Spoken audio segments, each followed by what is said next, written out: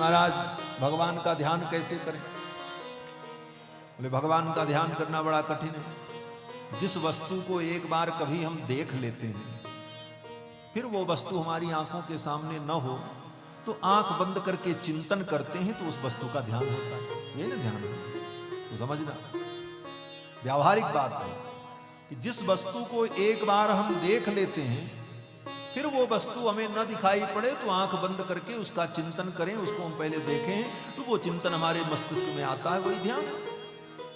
तो भगवान को तो अभी तक हमने देखा ही नहीं, तो ध्यान कहां से होगा? खाली आंख बंद करने से थोड़ी ध्यान होता। लोग आंख बंद कर लिए, महाराज क्या कर रहे हो? बोले ध्यान कर रहे हैं। बोले कुछ ध्यान नहीं होगा, ऐसे ध्यान नहीं होता। ध्यान इतना सरल नहीं है। ध्यान जो है योग की 7वीं सीढ़ी है। यम नियम आसन प्राणायाम प्रत्याहार धारणा तब ध्यान। और वो ध्यान जब अखंड हो जाए तब समाधि लग जाती है। तो इतना सरल नहीं है कि आंख बंद कर लो तो ध्यान लग जाए। ये तो अलग बात है, लोग देखा देखी करते हैं। भगवान के सामने गए तो आंखें बंद कर लिया, खड़े हो गए, बोले क्या करें? बोले ध्यान कर लो। क्या ध्यान करोगे? कुछ नहीं ध्यान में आएगा। आंख बंद करोगे सामने अंधेरा हो जाएगा। यही होता, करके देख लेना। कितने लोगों को हमने देखा महाराज कपड़े से मुंह ढक लिया और बैठे हैं, चादर से मुंह ढक करके, बोले क्या? बोले ध्यान कर रहे हैं। कुछ नहीं, सब पाखंड है, नाटक है महाराज, विशुद्ध नाटक है। हमको तो ऐसा ध्यान कभी होता ही नहीं। हमारे पूज्य स्वामी जी महाराज कहते थे कि मंदिर में लोग दर्शन करने जाते हैं, तो मंदिर में जाते ही भगवान के सामने पहुंचे तो आंख बंद कर लिया, हाथ जोड़ करके खड़े। बोले क्या कर रहे हैं? बोले ध्यान कर रहे हैं। बोले क्या ध्यान कर रहे हो? अरे दर्शन करो जो करने आए हो। पूरी बाजार घूम करके चले आए, दुकान देखा, बाजार देखी, गाड़ी मोटर कार देखा, बिल्डिंग देखी, तब आंख बंद नहीं किया, और जिसको देखने के लिए आए उसके सामने आते ही आंख बंद कर लिया। ये कैसा ध्यान है तुम्हारा? तो वहां तो जाकर के भगवान के सर्वांग का दर्शन करो। भगवान का कैसा पीतांबर है, भगवान का मुकुट कैसा है, ठाकुर का श्रृंगार कैसा है, उसका दर्शन करते हुए आनंद की अनुभूति करो। लेकिन आंख बंद कर लेना कौन सा ध्यान? तो कहने का तात्पर्य कि जिस वस्तु को हमने कभी देखा है, उसी वस्तु का आंख बंद करके जब हम ध्यान करेंगे तब वो ध्यान में हमारे प्रस्फुरित होगा। तो भगवान को तो हमने देखा नहीं, और देखा किसको? बोले संसार को देखा, जीवन भर यही देख रहे। इसीलिए वेद व्यास जी ने कहा, सुखदेव जी महाराज ने राजा परीक्षित को भी पहले यही विधि बताई कि संसार को जिसको तुम देख रहे हो इसी को भगवान समझ करके चिंतन करो। क्यों? बोले इसका चिंतन करोगे तो ये चिंतन स्थिर होगा, क्योंकि इसको तुमने बार बार देखा, यही बार बार दिमाग में आएगा, इसलिए इसी को भगवान के रूप में देखो। स्थूले भगवतो रूपे मनः संधारयेत् धिया। स्थूल रूप में भगवान का चिंतन करते हुए अपने मन को स्थिर करो। किस प्रकार से? बोले पाताल में तस्य हि पादमूलम। अंतिम नीचे का जो पाताल लोक है वो भगवान का चरण है, ऊपर का अंतिम ब्रह्मलोक भगवान का सिर है। ये जितने बड़े बड़े पर्वत दिखाई पड़ रहे हैं ये विराट परमात्मा के शरीर की हड्डियां हैं। जितनी नदियां प्रवाहित हो रही हैं ये भगवान के शरीर की नाड़ियां हैं। और ये जितने वृक्ष पर्वत दिखाई पड़ रहे हैं, जितने तरु दिखाई पड़ रहे हैं, ये सब वृक्ष क्या हैं? बोले विराट परमात्मा की रोमावली है। और ये अनंत अनंत जीव जो सृष्टि में दिखाई पड़ रहे हैं ये क्या हैं? बोले परमात्मा के अंदर अवस्थित छोटे छोटे जीव हैं। और चारों वेद जो है परमात्मा का सिरोभाग है। दृष्टा यमः, यमराज भगवान के दांत हैं। और भगवान की ये माया जो है ये क्या है? बोले हासो जनोन्माद करी च माया। भगवान की मुस्कुराहट ही माया है। ब्रीडोत्तरोष्ठो धर एव लोभो।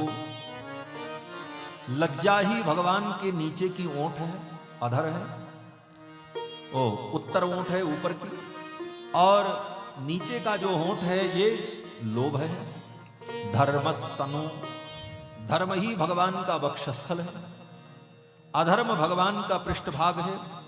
कस्तस्य मेढ्रम, प्रजापति ब्रह्मा ही परमात्मा के मेढ्र हैं। उपस्थ हैं। और वृषणौ च मित्रौ, मित्रा वरुण जो हैं ये भगवान के वृषण हैं। कुक्षिस समुद्राह, समुद्र ही भगवान की कोख है, उसी में समुद्र है। गिरयोस्थ संघाह, ये पर्वत ही भगवान के शरीर की हड्डियां हैं। नद्योस्य नाड्यो, नदियां ही भगवान के शरीर की नाड़ियां हैं। तनुरुहाणी, और ये जितने वृक्ष हैं ये रोमावली है। इस प्रकार से अनंत वीर्य स्वसितम मातरिश्वा, ये जो हवा चल रही है जोर जोर से, ये क्या है? बोले भगवान सांस ले रहे हैं, ये भगवान की श्वसन क्रिया चल रही है। गतिर्वयकर्म गुण प्रवाह, ईशस्य केशान विदुरम्बुवाहान, वासस्तु संध्यान कुरुवर्य भूम्नः। इस प्रकार उस विराट परमात्मा के अंदर अपने मन को अवस्थित करो और उस परमात्मा का चिंतन करो। भगवान के विराट रूप का वर्णन किया, और इस विराट रूप का वर्णन वेदों में भी प्राप्त है। वेदों में पुरुष सूक्त जो है वो भगवान के विराट रूप का ही वर्णन है। तो ये मान लो कि ये पुराण वेदों की व्याख्या है, तो ये प्रसंग जो है ये पुरुष सूक्त की ही व्याख्या, वेद की व्याख्या है ना भागवत।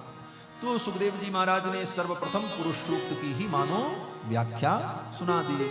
ये पाताल में तस्य पादमूलम, ये सारा प्रसंग पुरुष सूक्त की ही व्याख्या है। पुरुष सूक्त में भी यही कहा गया कि ये जो कुछ है सब परमात्मा के अंदर ही अवस्थित है। ब्राह्मण उस परमात्मा के मुख हैं, क्षत्रिय उसकी भुजाएं हैं, वैश्य उसके कटिभाग में अवस्थित हैं, शूद्र परमात्मा के चरणों में हैं, अग्नि परमात्मा का मुख है, सूर्य भगवान का नेत्र है। ये सब वेदों में बताया गया।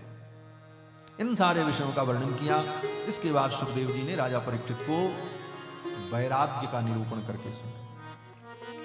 देखो, जब तक संसार से वैराग्य नहीं होगा तब तक भगवान के चरणों में अनुराग नहीं होगा, क्योंकि मन एक है। अगर संसार में मन लगेगा तो भगवान में नहीं लगेगा, भगवान में लगेगा तो संसार में नहीं। क्योंकि मन अगर दो होता तो एक संसार में भी लगा देते और एक भगवान में भी लगा देते, लेकिन मन तो एक ही। इसीलिए गोपियों ने कहा कि ऊधव मन न भये 10-20, 10-20 मन तो है नहीं। उद्धव ने जब आकर के कहा कि तुम योग में अपना मन लगाओ, गोपियों ने कहा एक ही मन था, वो मनमोहन के साथ चला गया। अब दूसरा मन होता तो योग में लगा देते, लेकिन मन तो एक ही।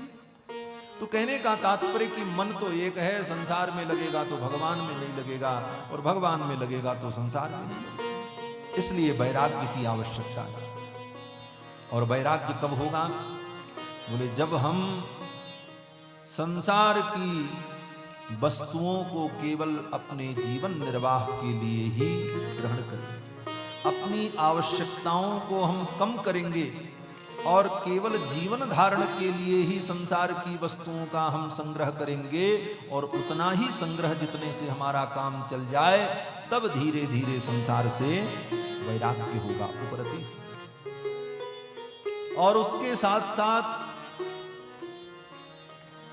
जब तक